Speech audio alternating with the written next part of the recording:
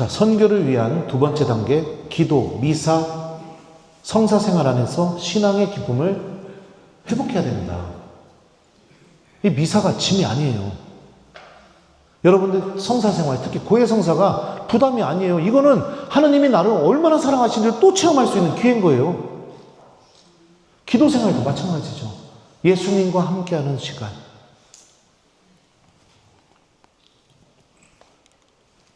기도가 갖고 있는 영적인 힘에 대해서 예수님께서 이렇게 말씀하셔요. 제자들이 마귀를 못 쫓아내요. 그러자 집에 와서 예수님한테 물어봅니다. 그 뒤에 우리 같이 한번 읽어볼까요? 마르코복음 시작. 그 뒤에 예수님께서 집에 들어가셨을 때 제자들이 그분께 따로 어째서 저희는 그 영을 쫓아내지 못하였습니까? 하고 물었다. 예수님께서는 이렇게 대답하셨다. 그러한 것은 기도가 아니면 다른 어떤 방법으로도 나갈 수가 없다. 기도하지 않으면 아무리 예수님의 제자라 하더라도 영적인 힘을 드러낼 수가 없다고 주님께서 말씀하시죠. 신앙인에게 기도가 얼마나 중요합니까? 다음 말씀도, 사도행전 말씀도 같이 한번 읽어볼까요? 시작. 그들은 모두 여러 여자와 예수님의 어머니 마리아와 그분의 형제들과 함께 한 마음으로 기도에 전념하였다. 성모님과 함께 사도들은 기도하고 있었고요. 그러자 누가 찾아오시게 돼요? 성령 하느님께서 찾아오시게 되죠. 기도가 갖고 있는 영적인 힘입니다. 기도는 악의 유혹과 지배로부터 승리할 수 있는 영적인 힘을 우리에게 전달해 줍니다. 특히 성령 하느님의 충만한 은사를 받게 해주는 힘을 기도는 분명히 갖고 있습니다. 저는 성모 성월이 시작되게 되면 어떻게 하느냐, 제가 모시고 있는 성모상을 전신자 가정으로 다 보냅니다. 그리고선 그 기도해야 될 예식서도 제가 다 썼어요. 성모님 받았을 때 어떻게 해야 되고, 그 다음에 가장이 뭐를 해야 되고. 그래갖고 지금 우리 본당 교우들 가정에 지금 다 성모상이 돌고 있어요.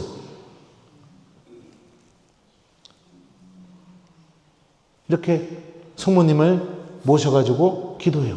고리기도식으로. 뭐라고 얘기하는 자를 교우들이요? 남편하고 처음 묵주기도 해봤다고. 너무 고맙다고. 결혼할 때 관면혼배 할 때 성당 한번 와보고, 관면혼배가 아니죠. 결혼할 때 친정아빠가 세례 안 받으면 내 딸하고 결혼 안 시키게 한다고 해갖고 억지로 세례를 받은 다음에 혼인성사를 한 거예요. 그리고선 결혼하자마자 그 뒤부터 성당 안 나온 거예요. 그런데 집에 성모님이 오셨어요. 기도하자고 하니까 어쩔 수 없이 해야죠. 그래서 처음으로 남편하고 묵주기도 해봤대요. 너무 좋았대요. 작년에는 이 성모님 모시고선 묵주기도 하면서 제가 뭐를 하라고 했냐면 거기다 예식서에다 써놨습니다. 가장은 대야에 물을 떠서 가족들의 발을 다 닦아준다 하고 전신자 가정 안에서 다 세종례가 일어났었어요. 그랬더니 말 않고 몇 달 동안 지냈던 부부가 서로 화해하고 미안하다고 용서하고, 아이들도 엄마 품에 안겨서 같이 고사리 같은 손으로 묵주 넘기면서 엄마한테 신앙을 배우게 되고, 네, 이런 일이 벌어집니다. 기도 안에서 기쁨을 얻기 시작하는 거죠. 가족들과 함께하는 기쁨이 기도가 얼마나 큰 힘을 갖고 있는지를 체험하기 시작하는 거죠. 지금 돌고 있어요, 성모님. 그리고 어떻게 하느냐? 매일 매일 미사 때마다 오늘 성모님 방문하는 가정 리스트가 쫙 올라옵니다. 예를 들어서 오늘은 뭐 10가정이라면 10가정 가족들 리스트가 쫙 올라와요. 그러면은 그 가족들 이름 다 불러주면서 제가 생미사 드립니다. 성모님께서 오늘 방문하시는 이 가정에 충만한 은총이 내리고, 가족들이 서로 화해하고, 믿음을 잃어버린 가족은 신앙을 되찾고, 이러면서 그런 지향으로 미사를 드려줘요. 그리고 제대 앞에 성모님을 모시고 있는데 그 성모상에 그 가정초가 그날 올라가요. 촛불을 붙여줘요. 거기 성모님 앞에 이름도 다 써줘요. 오늘 영업 비밀 다 텁니다. 그러니 얼마나 좋아요. 그러니까 교우들이 막 서로 하고 싶은 거죠, 막. 예. 매일 미사 때마다 신부님이 그렇게 기도해 주니까. 난리도 아닙니다, 지금. 네. 이 복음서에 나오는 악마가 예수님한테 했던 말을 우리가 좀 기억해 볼 필요가 있어요. 하느님의 아드님, 당신께서 저희와 무슨 상관이 있습니까? 때가 되기도 전에 저희를 괴롭히시러 여기 오셨습니까? 이 말을 보게 되면요, 여러분들 마테오복음, 마르코복음, 루카복음에 나오는 모든 마귀들은 예수님께 똑같이 이렇게 얘기합니다. 악은요, 하느님과 우리가 아무 상관없기를 바라요. 그러니까 나의 일상이 하느님과 아무 상관없는 일상이 되기를 원해요. 그럼 어떻게 해요? 기도 안 하죠. 하느님 생각도 안 하죠. 하느님 말씀도 읽어볼 생각도 안 하죠. 그리고 살아가게 만들어요. 그게 여러분들 악이 그 한 사람을 지배하는 방식입니다. 그리고 어떻게 해요? 그 악에 지배당하는 사람들의 특징은 뭐냐면 기도하자고 하면은 죽도록 화를 냅니다. 짜증을 무지장 내요. 뭐라고 얘기했어요? 저희를 괴롭히시러 여기 오셨습니까? 나를 괴롭힌다고 느끼기 때문에 집에 가서 검사해 보세요. 여보, 오늘 우리 같이 저녁 기도해야 할 때 기도 같은 소리하고 앉아있네. 아, 당신이 나요? 99%는 다 악의 지배당하고 있는 겁니다. 우리가 지금 영화를 너무 많이 봐갖고 막 악의 지배를 당하면 막 이렇게 되는 줄 알아요. 그거는 진짜 완전히 영혼이 넘어갔을 때고요. 악마는요, 성경은 경고합니다. 어떻게 해요? 사람의 생각을 지배합니다. 그 어떤 것도 하느님과 함께하기 싫은 생각. 이게 악에 지배당하고 있는 상태예요. 함께하기 싫어합니다. 죽도록 싫어합니다. 괴롭습니다. 이런 상태에 놓여있는 아이들, 이런 상태에 놓여있는 천주교 신자들 너무나 많아요. 영원한 생명을 믿고 있는데 하느님과 함께한 게 죽도록 싫어요. 이게 그냥 아닙니다. 성경에서 얘기하는 것처럼 악의 방법이죠. 베드로에게 예수님이 하셨던 말씀이에요. 사탄아, 내게서 물러가라. 너는 나에게 걸림돌이다. 너는 하느님의 일은 생각하지 않고 사람의 일만 생각하는구나. 악이 사람을 지배하는 또 다른 방법이 뭐냐? 하느님의 일은 하나도 생각 안 합니다. 다 사람의 일만 생각해. 내 욕심, 내 계획, 내 일, 내 취미, 내 돈, 이런 것만 생각합니다. 여러분들, 저는요, 냉담자들 많이 돌아오게 하고 싶어요. 여러분들, 비법이 있습니다. 이거 일주일만 하면은요, 여기 화곡 이동성당 자리가 미어 터질 정도로 꽉 찰 겁니다. 냉담자요. 뭔지 알아요? 영성체 때 성체가 아니라 5만원짜리 한 장씩 나눠주면서 그리스도의 돈 일주일만 해봐요. 미어 터질 거예요, 성당이. 미어 터질 거라고요. 네. 5만원짜리 한 장씩 미사 올 때마다 나눠주면은. 근데 이건 아니잖아요. 믿음이 있는 이들이 오게 해야 되잖아요. 이건 아니잖아요. 그죠? 악의 지배를 당하게 되면 이래요. 돈만 쫓아요, 사람이. 돈만 쫓으면서 산다고요. 안타깝죠. 그런 부모 밑에 자라난 아이들은 얼마나 불쌍할까요? 엄마한테 기도하는 법도 배워보지 못하고, 엄마한테 예수님을 사랑하는 방법도 배워보지 못하고, 엄마한테 신앙이 얼마나 중요한지를 배워보지도 못하고, 그냥 오로지 성적, 대학. 그냥 엄마가 플랜을 다 짜놓고서 그 맞춰가지고 그냥 거기에서 그냥 살아가는 그 아이들 얼마나 영적으로 불행할까요? 하나님의 일은 전혀 생각하지 않고 사람의 일만 생각하고 있으니까 이런 일이 벌어지는 거죠. 어찌 신앙이 기쁨이겠습니까? 성당에서는요, 여러분들, 주일학교 때부터 아주 성실하게 아이들에게 교리교육 시킵니다. 수많은 신부님들, 보좌 신부님들 다 막 젊은 나이에 고민을 쥐어짜서 어떻게 애들이 막 미사에 기쁘게 나올까 막 고민해서 노력을 해서 강론도 하고 막 그래요, 막. 근데 나이가 아이들이 중학교 가고 고등학교 가고 대학교 갈수록 왜 아이들이 냉담할까요? 왜 그럴 것 같아요? 집에만 가면 성당에서 배운 게 거짓말이라는 걸 엄마랑 아빠를 통해서 배우니까. 엄마랑 아빠가 기도하는 모습을 집에서 본 적이 없으니까. 집에서 흐르는 질서가 복음의 질서가 아니라 돈의 질서, 세상의 질서가 흐르고 있으니까. 그리고 부모들은 어떻게 해요? 성당을, 물론 그런 부모들은 거의 없다고 생각하지만, 성당을 마치 학원 보내듯이, 그냥 학원 보내듯이 보내는 그런 부모들도 있겠죠. 학원의 하나라고 생각이 되니까.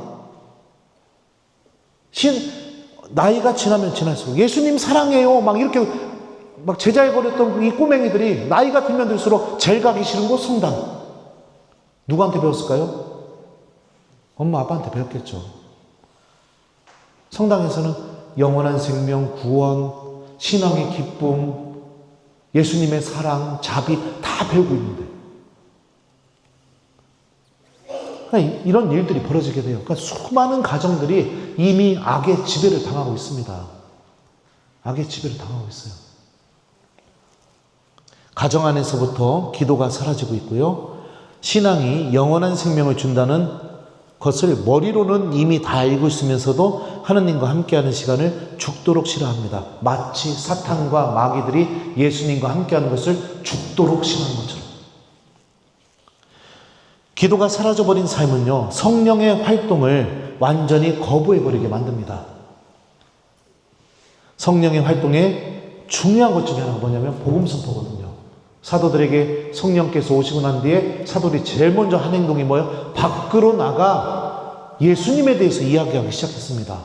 그래서 사람들이 회개하고 첫날 신자가 몇 명이나 생겼어요? 3,000명가량 생겼다고 얘기합니다. 이런 활동들이 다 사라져버립니다. 기도의 불이 꺼져버렸으니까. 아무리 말씀 듣고 복음의 기쁨을 얻어도 기도하지 않으면 이 힘이 드러나지 않습니다. 그러면 어떻게 되느냐? 이제 말씀의 감동을 받아요. 막 너무 좋아. 그러니까 그 재미만 느끼려고 해요. 그럼 어떡하냐? 유튜브에서 막 찾아다니는 거. 이 신부님 얼굴이 반반하네. 한번 들어볼까? 클릭해서 딱 눌러. 좀 듣다가 아이고 이 양반 아니네. 아이고 얼굴만 반반하지 뭐. 아이고. 그리고 나서 또 나가서 또 내리다가 또 이 신부님 이분도 처음 보는 분인데 한번 들어볼까 하고 딱 눌러서 들어요. 또 좀 듣다가 재밌게 얘기하네 하다가 아이고 이 양반도 아니네. 또 나가서 또 이러다가 갑자기 김재덕 신부님 떴어요. 이 양반은 누굴까? 하고서 클릭해서 딱 듣는 순간 바로 이거구나.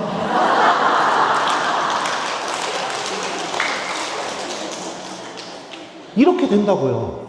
말씀을 쇼핑하기 시작해요. 쇼핑하기.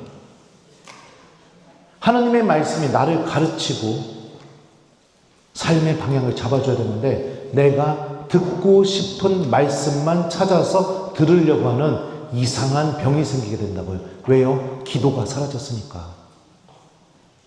말씀은 기도 안에서 힘을 드러내고요. 기도는 들은 말씀이 무엇인지를 깨닫게 해주는 힘을 갖고 있습니다.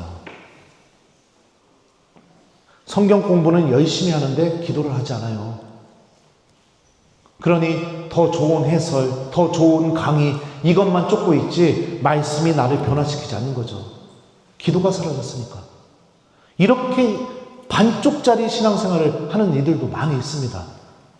그러니 선교가 나오지 않죠. 자, 가브리엘이 스가랴에게 찾아가서 세례자 요한의 탄생역을 합니다. 근데 스가랴가 믿음으로 받아들이지 않아요. 자, 그러자 하느님께서 가브리엘 천사를 통해서 믿음이 없는 스가랴에게 하셨던 행동입니다. 자, 루카복음 1장 같이 읽어볼까요? 시작. 천사가 그에게 대답하였다.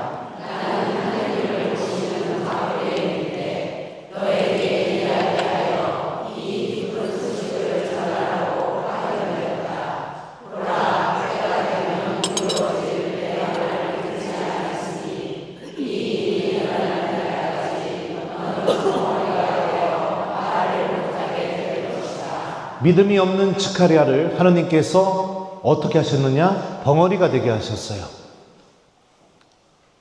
얼마 동안요?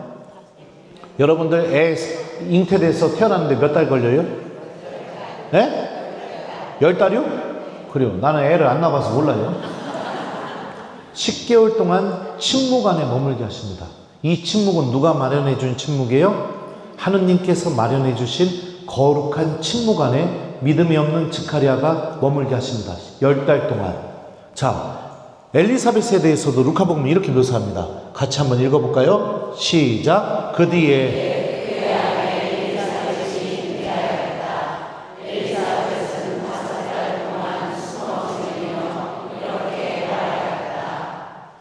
엘리사벳은요, 몇 달 동안 숨어 지냅니까? 5개월 동안 사람들의 시선에서 벗어나서 혼자 있는 시간을 갖습니다. 이것도 하느님이 마련해 주신 거죠. 그러니까 5개월 동안 사람들의 시선에서 벗어나 오로지 하느님의 시선 안에 머무는 시간을 갖게 됩니다. 자, 그러자 이 부부에게 놀라운 일이 벌어지게 됩니다. 믿음이 없던 스가랴, 그리고 오로지 하나님의 시선 안에 머물렀던 엘리사벳. 자, 침묵과 하나님의 시선 안에 머무는 이 거룩한 시간을 가진 이 부부에게 일어난 변화입니다. 자, 같이 한번 읽겠습니다. 시작. 8회째 되는 날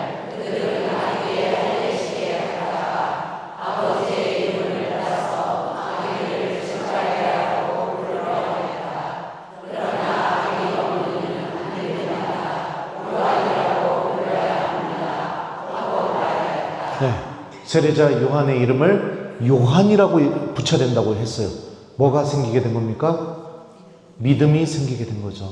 가브리엘 천사가 전한 하느님 말씀에 대한 믿음이 생기게 된 거예요.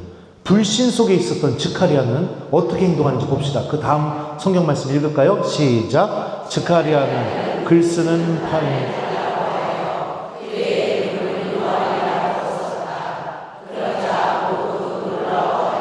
믿음이 없던 스가랴는 하느님께서 마련하신 10개월 동안의 거룩한 침묵을 통해서 믿음이 생기게 됐습니다.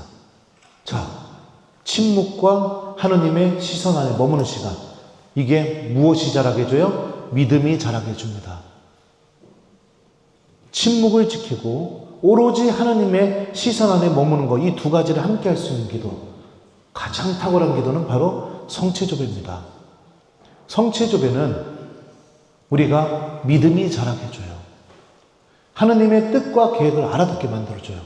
미사 때 고백된 복음이 고백하는 그 예수님을 만나고 체험할 수 있게 해줘요. 성체조배는.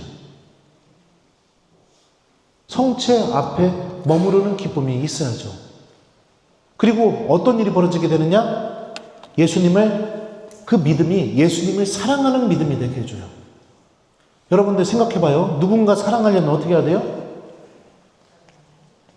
어떻게 해야 돼요? 만나야죠. 어떻게 해요? 제가 항상 이렇게 얘기해 주는 얘기가 있습니다. 첩본당에서 겪었던 얘기예요. 근데 이거 참, 제가 귀국해가지고선 1년도 안 돼서 디스크가 터져가지고 디스크 협착증 때문에 2년 넘게 재활훈련을 받았어요. 그때 잘 걷지도 못했었습니다. 근데 이제 재활의학과 교수님이 수영을 배우라고 해서 그래갖고 이제 사제관 앞에 건너운동만 건너면 곧바로 그 시에서 운영하는 수영장이 있었어요. 거기를 다니기 시작했죠. 2년 동안 수영을 하다 보니까 수영을 꽤 잘하는 사람이 돼 있었어요. 근데 이제 제가 가는 시간대는 주로 오전에 가니까 형제님들은 거의 없고 제 반에는 다 자매님만 있고 저만 혼자 남자인 거예요. 근데 이제 수영을 하는데 가다가 앞에 가는 자매님이 속도가 너무 느려가지고 본의 아니게 손으로 그 자매님 발바닥을 쳤어요. 그랬더니 그 자매가 벌떡 일어나더니 나한테 화를 확 내는 거예요. 막, 아우, 이 아저씨 힘이 무진장 세네. 그래갖고 저도 화딱지가 나고 그랬어요. 그리고 내가 혼자 살아서 힘이 셉니다. 네, 그랬죠. 그랬더니 한 일주일 지나니까 그 자매가 이제 저한테 말을 걸기 시작하는 거예요. 아유, 나이도 좀 있는 것 같은데 왜 혼자 살아? 이혼했어? 어떻게 된 거야? 계속 물어보는 거예요, 저한테. 대답을 안 했죠, 제가. 그랬더니 좀 지나니까 저한테 그러는 거예요. 아, 근데 뭐 하시는 분이신데 이 시간에 오셔? 아, 직업이 뭐야? 아, 뭐 하시는 분이셔? 계속 물어보는 거예요. 그 대답을 안 했는데 계속 물어봐가지고선 제가 얘기했죠. 나 프리랜서요. 그랬죠. 그랬더니 또 막 제가 막 무슨 돈을 많이 버는 줄 알고선 그다음부터 계속 오더니 그러는 거예요. 아우, 이거 수영 끝나고 뭐 해? 나랑 밥 먹으러 안 갈래? 계속 밥 먹자고 막 그러는 거예요. 막 따로 만나려고 하는 거예요, 나를 자꾸. 아, 됐슈, 나 바빠요, 막 이러고. 그랬더니 뭐 어디 무슨 저기 청국장집이 생겼는데 거기 가자. 커피숍이 어디가 새로 생겼는데 참 좋다고 하더라, 가자. 계속 나한테 거기 가자고 하는 거예요. 아, 됐슈 막 이러고서 이제 오고 그랬는데, 어느 날 우리 본당 청년회장이 제가 수영해갖고 막 살도 많이 빼고 건강해지고 보니까 자기도 수영을 하겠다는 거예요. 해보자. 야, 신부님은 지금 최고급반이야. 너는 등록하면 저 밑에서 물장구 쳐야 되겠대. 아니요, 신부님, 저도 옛날에 수영 오래 했었어요. 했더니 얘가 우리 반에 등록을 해버린 거예요. 그래갖고 이제 걔 오는 날 아침에 수영장 마당에서 그랬죠. 야, 얘 신부님이었고, 너 여기 들어가면 나한테 신부님이라고 부르지 마. 뭐라고 불러요? 사장님이라고 불러. 사장님이요? 응. 여기 있는 저기 사람들 나 신부고 몰라. 아, 왜 그러셨어요? 야, 생각해봐라. 신부님이라고 무통 다 까고 그냥 여자들 앞에서, 야, 그것도 말이 안 되잖아. 그랬더니, 아, 그렇긴 하네요. 그랬더니, 그래, 뭐라고 부르라고? 사장님이요. 그래, 들어가자. 했더니, 예, 신부님 이러는 거야. 야, 사장님이라고 부르라고 했잖아.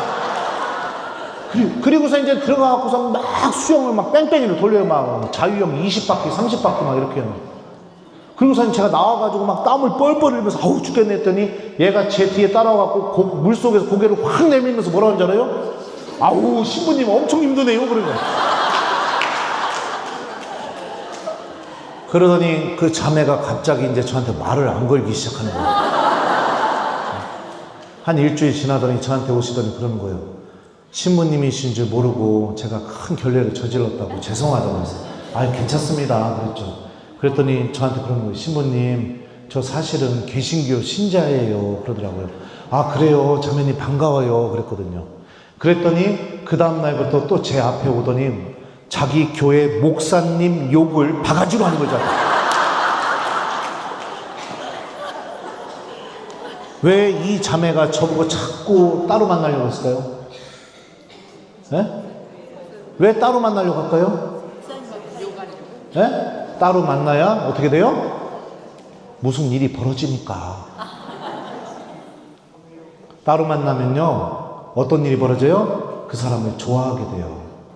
계속 따로 만나다 보면, 좋아하다 보면 어떻게 돼요? 그 사람 사랑하게 돼요. 계속 그 사람 따로 만나면서 사랑하다 보면 그 다음에 어떻게 돼요? 네? 내가 어떤 본당 가서 이렇게 물어봤더니 뭐라고 대답한 줄 알아요? 애가 생긴대요. 이거는 가톨릭 교리랑 절대 맞지 않습니다. 애가 생기는 거 아니죠. 나 환장하겠어요. 사랑한 다음에 뭐가 생겨요? 믿음이 생겨요. 그 사람에 대해서 믿기 시작하게 돼요, 내가. 여러분들이 믿고 있는 사람들 다 이 방법을 통해서 여러분들이 믿고 있고 사랑하고 있다고요. 친한 사람들 전부 다. 그러니까 우리는 믿음이 어떻게 생기는지, 어떻게 해야 사랑할 수 있는지 방법을 다 알고 있는데, 너무나 신기한 게 뭐냐, 이 방법을 예수님한테는 주고도 안 써먹어요. 주님을 절대 따로 만나지 않아요. 방법을 알고 있는데도 안 써먹는다고요. 성체 조배는 주님을 따로 만나는 시간이에요. 침묵 안에 머무를 수밖에 없고 하느님의 시선 안에 머무를 수밖에 없어요. 그럼 어떤 열매가 맺어지게 되냐? 내 안에 즉가리아와 엘리사벳이 체험한 그 은총의 열매가 맺어지게 돼요. 이걸 체험하게 되면 어떻게 됩니까? 즉가리아 입이 풀리자마자 하느님을 찬양했잖아요. 사람들 앞에서. 여러분들, 기도가 이렇게 중요한 거예요. 자, 또 볼까요? 미사는 우리를 향한 예수님의 사랑을 체험하는 시간입니다. 자, 요한복음 6장 50절 51절 제가 여기 써왔는데 같이 한번 읽어볼까요? 시작.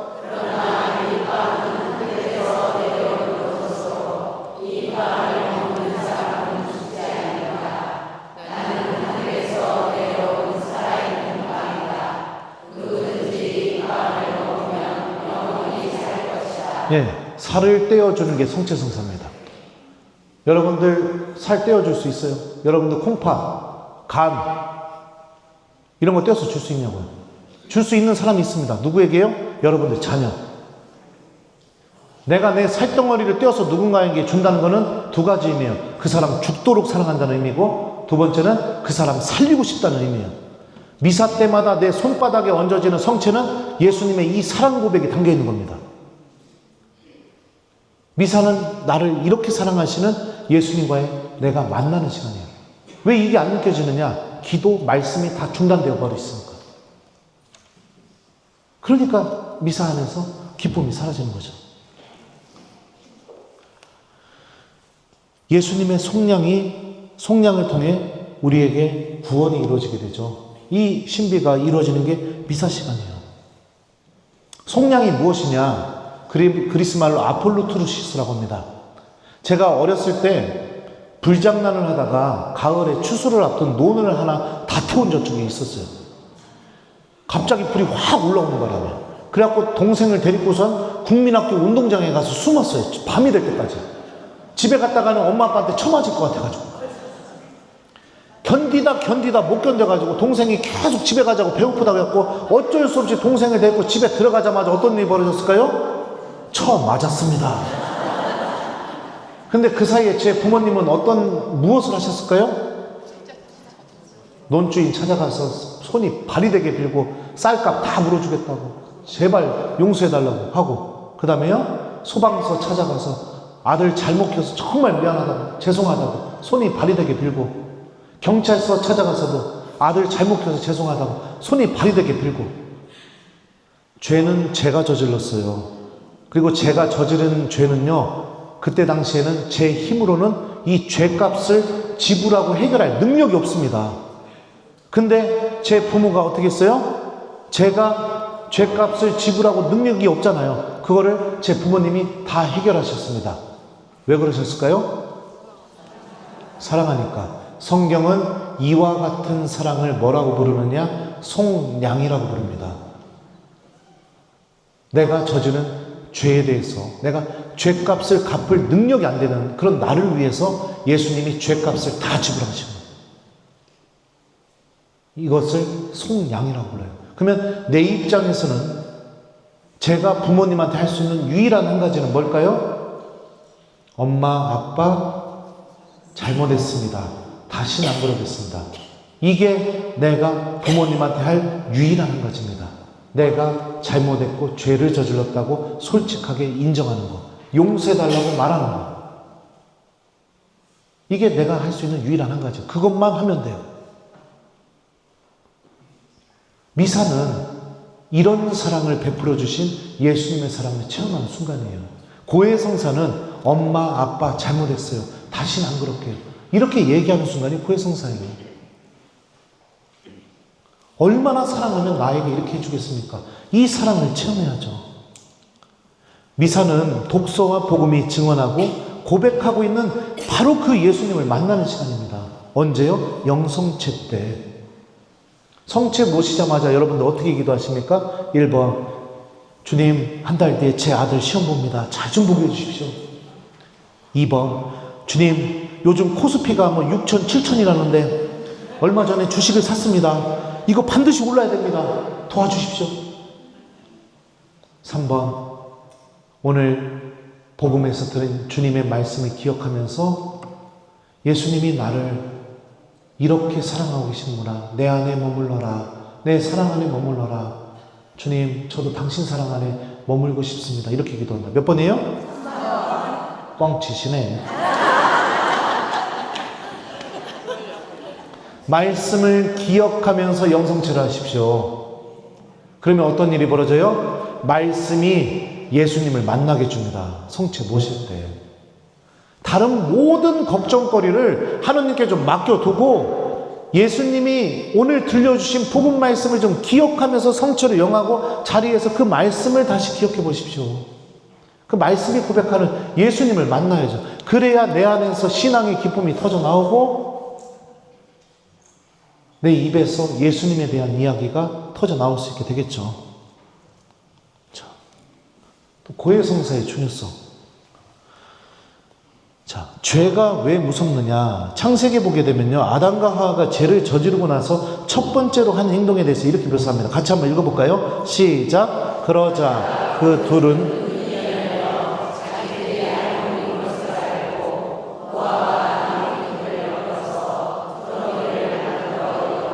예, 처음에는 죄 짓기 전에는 옷을 벗고 다녔습니다. 근데 죄 짓고 나서 어떻게 됐어요? 옷을 만들어서 입었어요. 다시 말하면 하느님에게도 서로에게도 내 알몸을 보여주기가 싫어진 거예요. 죄 짓고 나서 처음으로 든 마음이 그거예요. 여러분들 그러면 생각해봐요. 여러분들은 지금까지 누구에게 여러분들의 알몸을 보여줬었습니까? 목욕탕 빼고? 대답 잘 하셔야 돼요. 여러분들의 알몸, 벗은 몸을 지금까지 누구에게 보여줬었냐고요? 예? 아무도 없어요? 그러진 않았을 것 같은데. 여기는 좀 부끄러움을 많이 타시네요. 딴번당에서 물어보니까 배우자요, 자녀들이요, 이렇게 얘기하더라고요. 자녀와 배우자의 공통점이 뭘까요? 내가 사랑하는 사람. 다시 말하면 사람의 본성은 너무너무 사랑하고 있는 사람에게 마지막으로 보여주는 게 자기 알몸입니다. 내가 누군가에게 내 알몸을 보여준다는 것은 그 사람을 너무너무 사랑하고 있다는 뜻이에요. 근데 알몸을 보여주기가 싫어졌어요. 그러면 그 사람 마음 안에서 뭐가 사라진 거예요? 사랑이 사라진 거죠. 죄는 하느님에 대한 사랑을 빼앗아갑니다. 그게 하느님한테 엄청난 문제인 거예요. 큰 죄를 저질렀느냐 작은 죄를 저질렀느냐가 아니라 하느님께는요, 당신을 사랑하는 그 사랑하는 마음을 잃어버린 거, 이게 하느님한테는 아주 중요한 문제예요. 그래서 베드로에게 예수님이 뭐라고 물어보셨어요? 요한의 아들 시몬아, 너는 이 사람들이 나를 사랑하는 것보다 더 나를 사랑하느냐? 사랑을 물어보시잖아요. 고해성사가 사라져버렸다는 것은 무엇이냐? 하느님에 대한 사랑이 사라졌다는 것을 의미해요. 이게 다 복합적인 겁니다. 제가 지금 얘기하는 것들이요. 사랑을 잃어버리게 되면 어떻게 돼요? 기도하기 싫어지죠. 사랑을 잃어버리면 어떻게 돼요? 예수님 말씀에 관심이 없죠. 사랑을 잃어버리면 어떻게 돼요? 주일 미사가 그리 중요하지 않게 되죠. 사랑을 잃어버렸으니 주님에 대해서 할 말도 없죠. 이웃이 신앙을 가져야 될 이유도, 내 자녀가 신앙을 가져야 할 이유도 못 찾는 거죠. 사랑을 잃어버렸으니. 네. 많은 천주교 신자들이 성당에 나오는 이유가 뭐라고 얘기하느냐면요, 마음의 평화라고 얘기합니다. 여러분들, 마음의 평화를 위해서 우리가 하느님을 믿습니까? 아닙니다. 영원한 생명과 구원을 위해서 믿고 있는 겁니다.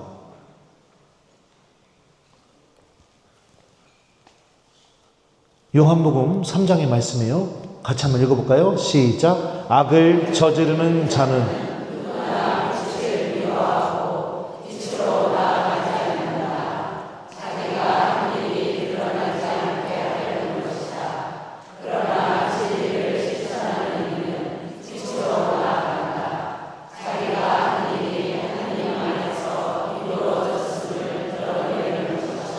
악을 저지르는 자는 빛으로 나가기 싫어해요. 자기가 한 일을 드러내고 싶지 않은 겁니다. 숨고 싶은 겁니다. 빛이신 하나님께로 가기가 싫어지는 거예요. 여러분들, 진짜 선교가 일어났으면 좋겠습니다. 찾아가면 돼요. 그냥 이런 거 없이 선교운동 하셔도 돼요. 냉담자들은 성당 가자. 그래서 데리고 가도 됩니다. 근데 어떻게 해요? 데리고 나도 주님이 누군지 모르고, 쫓아온 냉담자도 주님이 누군지 모르고, 금방 무너지고 맙니다. 하느님께서 우리를 얼마나 사랑하고 계신지 체험할 수 있는 성사 중에 하나가 고해성사입니다. 첫 번째 써놓은 말은 뭐냐면, 제가 성령 세미나에 가서 정말로 제가 직접 체험한 겁니다.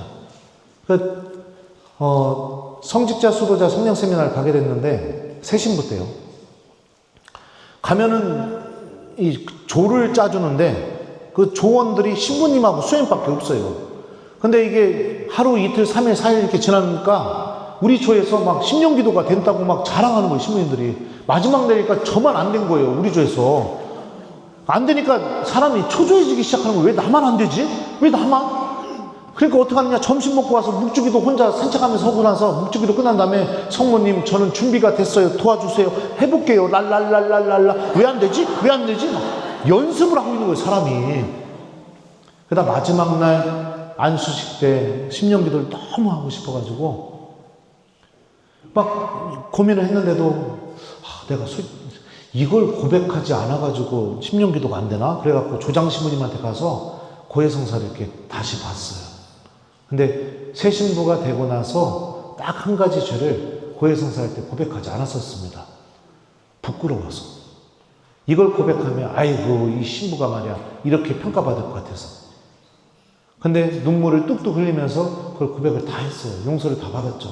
그리고 나서 이제 그날 밤에 안수식 때 이제 기대가 가득 찼죠. 막 드디어 다 털어냈다. 이제 나는 그냥 이제 손만 얹으면 이제 신령기도가 터질 거야. 이러고 있어 신부님들이 안수해주기 시작하는데 안 되는 거예요. 또 약간 막 이게 작아서 그런가 하고 랄랄랄랄랄 막 이러는데 제 옆에서 신령기도 하던 수녀님이 저를 보더니 팍 웃는 거예요. 막 왜 웃어요? 그랬더니 신부님 너무 불쌍해 보여요.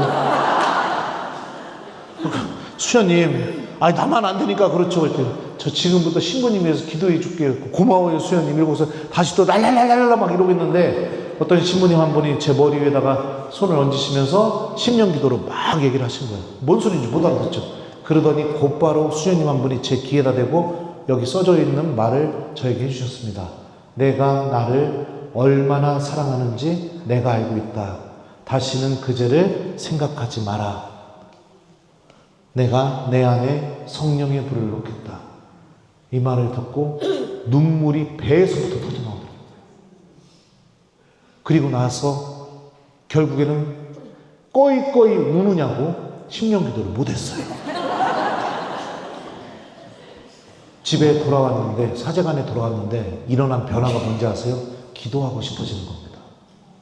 계속 성체조배하고 싶고, 계속 묵주기도 하고 싶고, 계속 미사 드리고 싶고, 그 설명할 수 없는 그 마음이 계속 터져나오는 거예요. 한 번의 고해성사가 얼마나 큰 은총을 갖고 있는지 그때 체험했죠.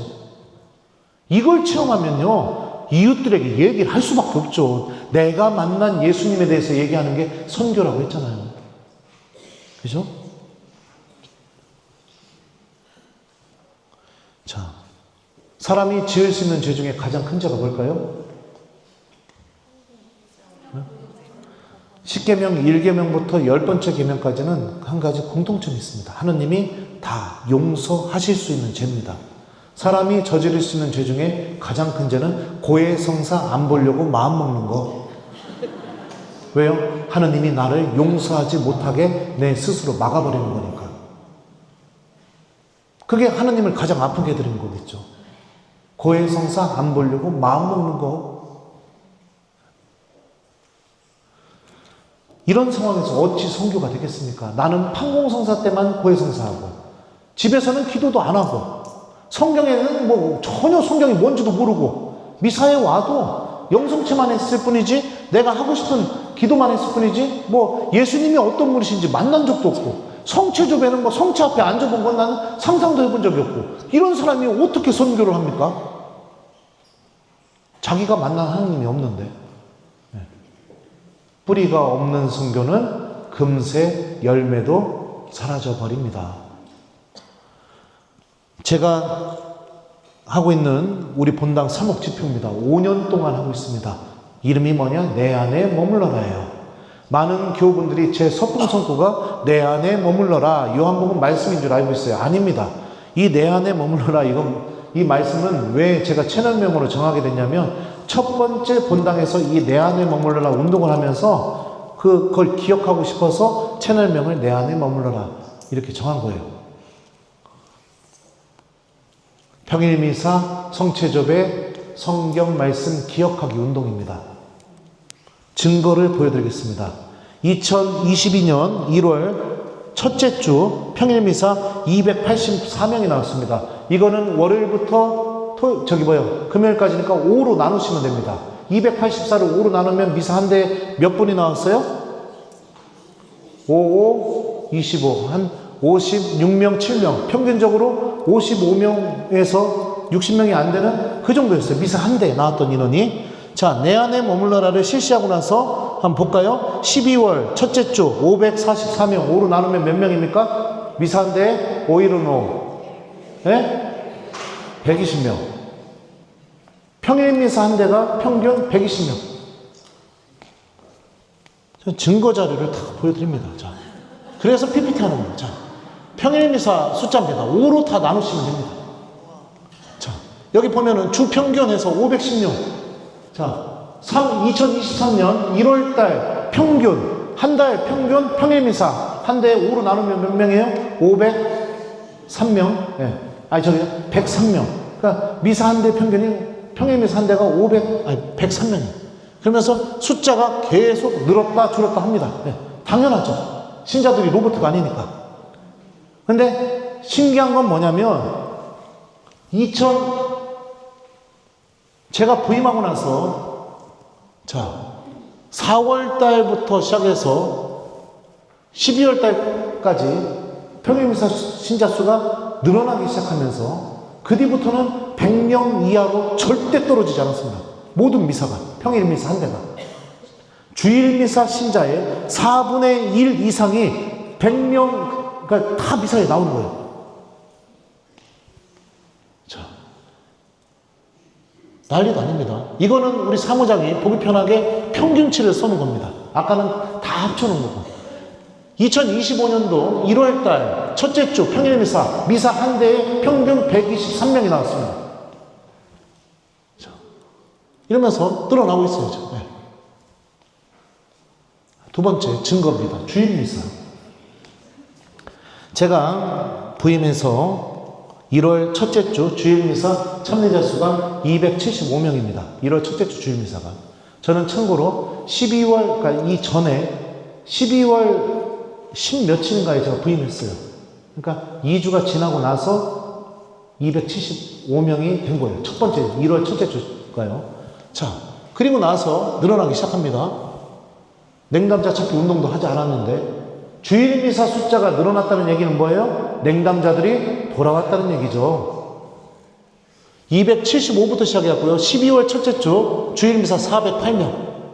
그죠? 12월 달 주일미사 평균 464명. 자, 2023년도 1월 달 주일미사 첫 번째 주 442명. 그래서 늘었다 줄었다 하면서 계속해서 주일미사가 400명대에 안착이 됩니다. 그리고 난 뒤에 2025년도부터 보게 되면요, 주일미사가 이제 평균 450명 이상으로 안착이 되게 돼요. 자, 이렇게 해서, 네, 지난주에는 부활이라서 500명 나왔구나. 네. 하여튼, 이렇게 주일미사 숫자가 450명대로 올라간 대로 내려가질 않습니다, 평균이. 제가 한 거는 하느님 말씀, 성체조배, 평일미사, 요거 교우들 나올 수 있게 했는데, 여러분들은 어떤 게 정말 효과적인 선교일까요? 1번 선교 카드 다 적어가지고 봉헌하고 자 시작합시다 이래가지고 와 해가지고서 막 냉담자들 다 데리고 와요. 그리고 나서 몇 달 지나면 냉담자들 또 안 나오기 시작해요. 2번 복음의 기쁨을 맛봐서 그냥 자연스럽게 터져 나와서 이렇게 교우들이 늘어나게 된 거. 어떤 게 정말 진짜 선교일까요? 그건 여러분들이 판단하세요. 저는 첫 번째 본당에서는 아주 공격적으로 해봤습니다. 근데 실패를 경험했어요. 그리고 나서 이 방법을 고안해서 첫 번째 본당에서 떠나기 전에 똑같이 이걸 적용했어요. 3년 했는데 3년 하니까 첫 번째 본당도 회복이 됐어요. 확신을 얻었죠. 그리고선 지금 본당에 와서는 첫 해부터 이걸 했습니다. 그랬더니 1년 만에 미사 참여자 수가 거의 2배로 늘어나더니 그 뒤부터는 절대로 그 돌아온 냉담자들이 안 떠나는 겁니다. 어떤 게 정말 선교일까요?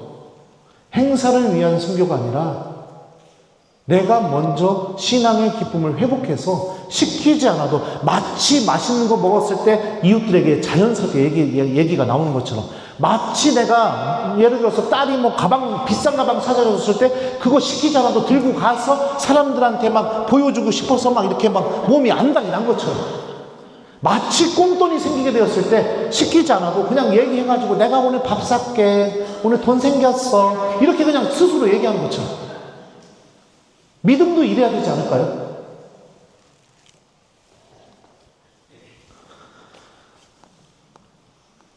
미사 파견 때마다 이루어지는 시비입니다. 자, 예수님께서 제자들을 파견하실 때 하셨던 말씀이에요. 여러분들 다 기억날 겁니다. 자, 제가 좀 읽어드릴게요. 이스라엘 집안에 길 잃은 양들에게 가라. 가서 하늘나라가 가까이 왔다 하고 선포하여라. 앓는 이들을 고쳐주고 죽은 이들을 일으켜 주어라. 나병 환자들을 깨끗하게 해주고 마귀들을 쫓아내어라. 너희가 거저받았으니 거저주어라. 전대에 금도 은도 구리돈도 지니지 마라. 여행 보따리도 여벌옷도 신발도 지팡이도 지니지 마라. 일꾼이 자기 먹을 것을 받는 것은 당연하다.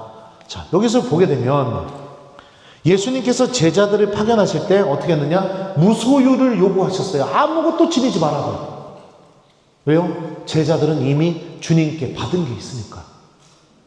그게 뭘까요? 더러운 영들을 쫓아내는 권한. 예수님의 복음. 이거를 받았으니까. 무엇인가를 자꾸 소유하려고 하면 소유하고 있는 것에 의지하게 되거든요. 미사 때마다 우리들도 똑같은 권한을 주님께 받습니다. 미사 때 신부님이 어떻게 해요? 미사가 끝났으니 가서 복음을 전합시다. 주님께 파견을 받는 거예요. 하느님이 미사 때 말씀도 내 가슴 속에 넣어주셨고 성령의 도우심도 넣어주셨고 복음을 전할 수 있는 모든 은총을 나에게 주신 겁니다. 그러면 내가 할 수 있는 건 뭐예요? 주님이 나에게 이걸 주셨다고 믿고 가서 예수님에 대해서 이야기하기 시작하는 거죠. 성당 가자가 아니라. 저는 그렇게 생각합니다. 성당 가자, 이거는 선교가 아니라고 생각해요. 예수님에 대해서 이야기하는 게 선교죠. 그래서 그 예수님에 대한 증언을 듣고 나도 동참하고 싶어서, 나도 궁금해서 사람들이 매력을 느껴서 오게 되는 거. 자, 제가 우리 본당 냉담교들 어떻게 하냐면 문밖기도라고 해요. 그러니까 냉담자들 만날 시간도 없으니까 매주 목요일에 한 2시간 정도의 시간을 내서 그냥 그 교우들 문 앞에 가서 가정 축복 해주고, 그리고선 그 문 앞에다가 제가 쓴 글 카드 그거 걸어놓고 그리고 와요. 이거를 몇 년 동안 계속 했어요. 그리고 나서 이번 사순 판공 때 어마어마한 열매를 맺었습니다. 구역 판공을 하니까 몇 년 동안 신부님이 자기 집 앞에 와서 기도하고 가셨다. 그리고서 그 카드 걸어놓은 거 그거를 보고 그 교우들이 마음이 움직여서 구역 판공 때 다 온 거예요. 냉담을 풀고. 어떻게 냉담 푸셨어요? 신부님이 저희 집 문 앞에 와서 기도하고 가셨던 거, 그 카드, 그거 계속 보다가 결국엔 용기 내서 오게 됐어요. 아무것도 지니고 가지 않았습니다. 하느님의 축복과 복음만 지니고 갔죠. 이게 무의미할지 모르겠지만 분명히 열매를 드러내게 됩니다.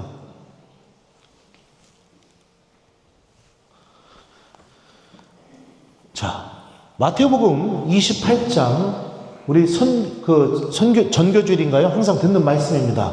오늘 강의의 주제기도 하죠. 자, 우리 한번 같이 28장 16절부터 20절까지 읽어볼까요? 시작. 11 제자는 갈릴레아로 떠나 예수님께서 분부하신 산으로 갔다.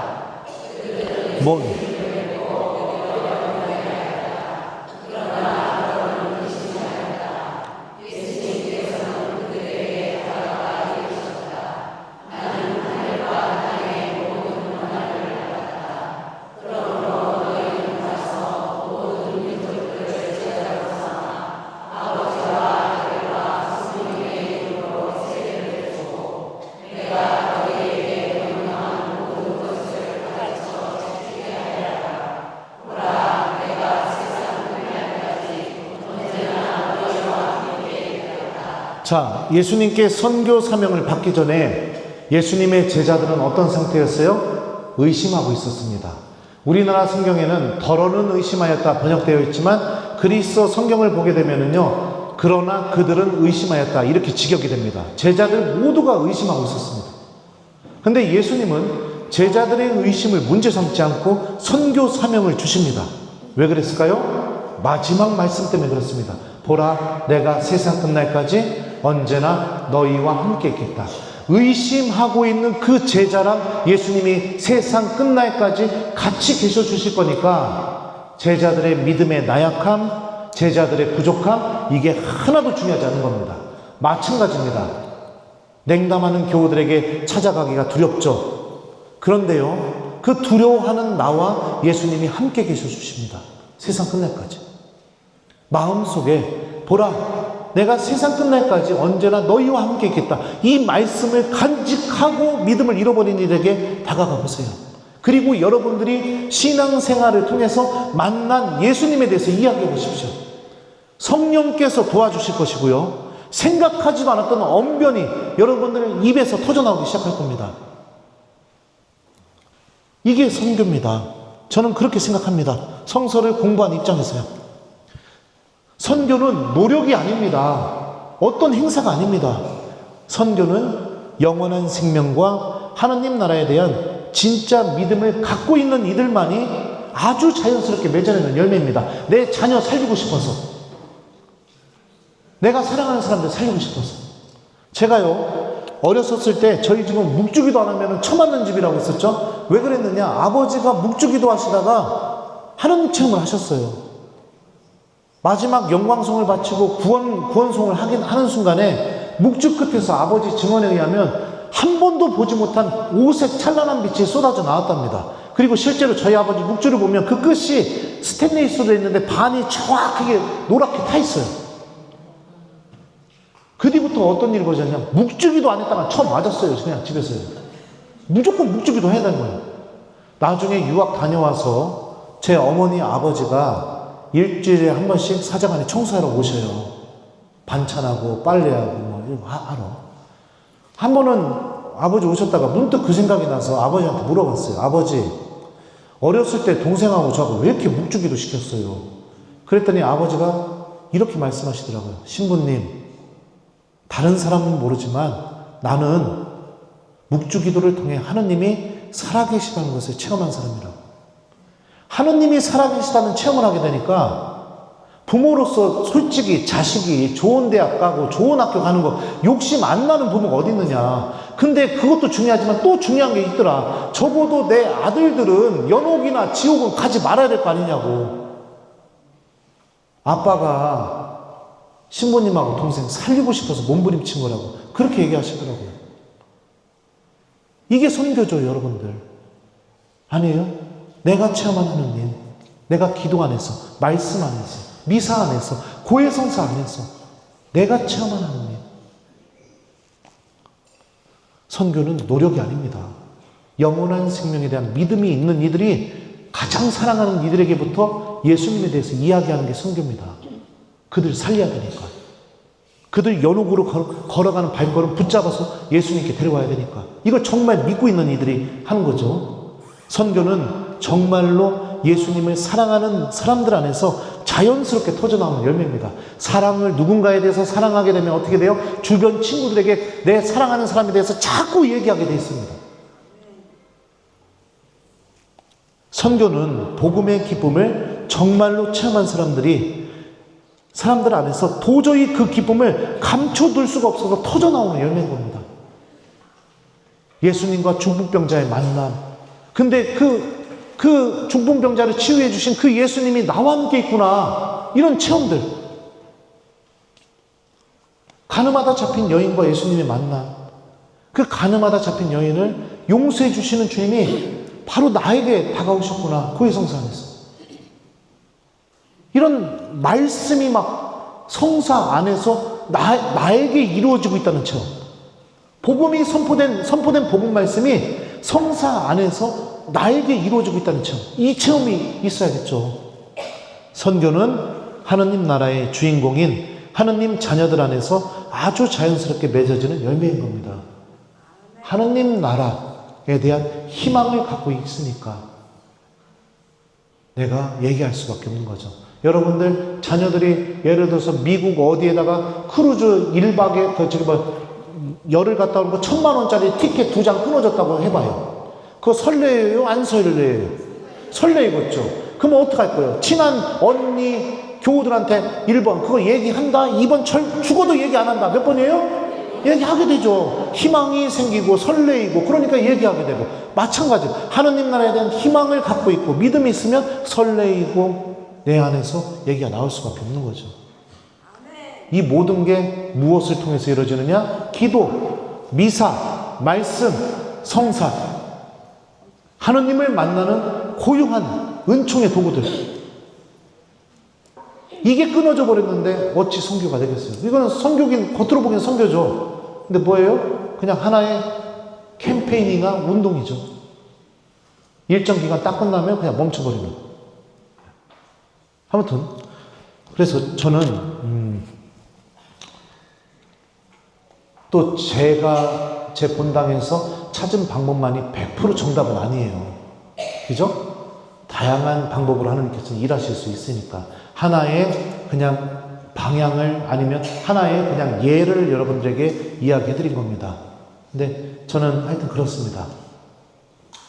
제가 그래가지고 후배 시무님들이 무진장 궁금해해요. 그래서 형 본당에서 하는 이 프로그램 좀 우리 본당 좀 줘 해갖고 제가 가서 막 벤치마킹을 해줬어요. 그리고 나서 제가 꼭 하는 얘기가 있어요. 이거 있잖아, 도입하면 처음에 평일미사 나오는 신자들이 막 늘어나기 시작할 거예요. 근데 거기서부터 정말 중요한 게 뭐냐면 네가 정말 잘해야 돼. 네가 정말 잘해야 된다고.